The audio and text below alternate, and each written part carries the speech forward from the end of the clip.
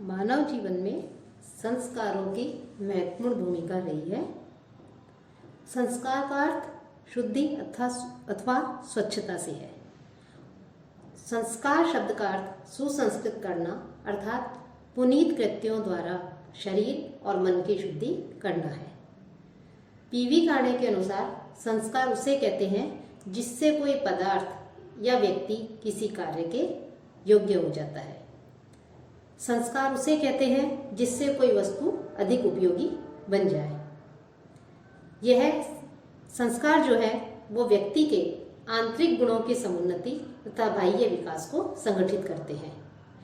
साथ ही संस्कार मानव जीवन के परिष्कार और शुद्धि में सहायक होने के साथ साथ व्यक्तित्व के विकास में योगदान करते हैं और मानव शरीर को पवित्र करते हैं। इतना ही नहीं, संस्कारों के द्वारा मनुष्य की समस्त भौतिक और जो आध्यात्मिक महत्वाकांक्षाएं हैं उनको तो गति प्राप्त होती ही है, साथ ही उसे जटिलताओं तथा समस्याओं के संसार से मुक्ति भी प्राप्त होती है। मानव व्यक्तित्व के विकास के लिए जो संस्कार हैं वो एक अनिवार्य माने गए हैं। व्यक्ति के जन्म से मृत्यु तक के सभी क्रियाकलापों का मार्गदर्शन संस्कार करते हैं। आध्यात्मिक, शारीरिक और मानसिक शुद्धि के साथ ही जो संस्कार हैं वो मानव के समक्ष भावी जीवन की उत्थानमयी परंपरा प्रस्तुत करते हैं।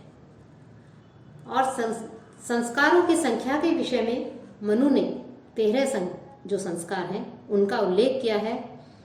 गौतम ने संस्कारों की संख्या 40 मानी है। अन्य धर्मशास्त्रकार हुए हैं, उन्होंने संस्कारों की संख्या 16 मानी है। तो संस्कारों की संख्या के विषय में भी विभिन्न मत प्राप्त होते हैं, लेकिन जो मनुस्मृति है उसमें 13 संस्कारों का उल्लेख हमें मिलता है। और जो मनुस्मृति के अनुसार ही जो विश्वेश्वर स्मृति में भी गर्भाधान, जातकर्म, नामकरण, निष्क्रमण, अन्नप्राशन, चूड़ाकर्म, उपनयन आदि जो संस्कार हैं उनका वर्णन हमें प्राप्त होता है। पंडित विश्वेश्वर नाथ रेऊ ने संस्कारों को अपरिहार्य मानकर आत्मा में चरित्र बल हेतु संस्कार अवश्यमेव करने के लिए कहा है। जो जातकर्म संस्कार है वो जातकर्म संस्कार विश्वेश्वर स्मृति में मनु के समान नालक छेदन से पूर्व माना है। नामकरण संस्कार मनु ने जन्म से 10वें या 12वें दिन माना है, लेकिन विश्वेश्वर नाथ रेऊ ने 11वें अथवा 12वें दिन नामकरण संस्कार करने के लिए कहा है।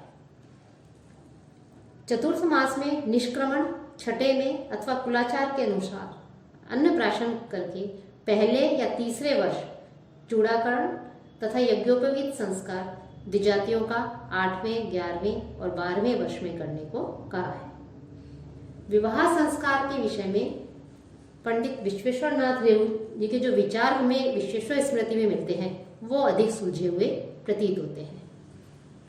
मनु ने 8 प्रकार के विवाहों का अपने ग्रंथ में उल्लेख किया है, तो विश्वेश्वर नाथ रेऊ ने भी अपनी स्मृति विश्वेश्वर स्मृति में मनु के समान ही 8 प्रकार के विवाहों का उल्लेख किया है। लेकिन इन्होंने जो बाह्य विवाह है उस बाह्य विवाह के अलावा अन्य जो विवाह हैं वो सब विवाह अस्थायी अर्थात भंग होने वाले मानकर सुख और संपत्ति के नाशक कहे हैं। जाति विवाह को श्रेष्ठ बताते हुए पंडित विश्वेश्वर नाथ रेऊ ने कहा है कि यदि जातीय विवाह नहीं किया जाएगा तो जातीय जो बालक बालिकाएं हैं उनकी क्या गति होगी, यह भी एक विचारणीय है।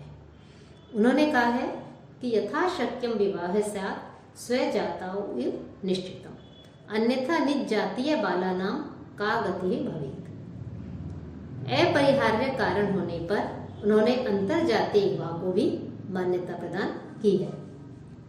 जहाँ तक विवाह की आयु का प्रश्न उठता है तो विवाह आयु के संबंध में मनु एवं मनुस्मृति और विश्वेश्वर स्मृति दोनों में हमें मतभेद दिखाई देता है।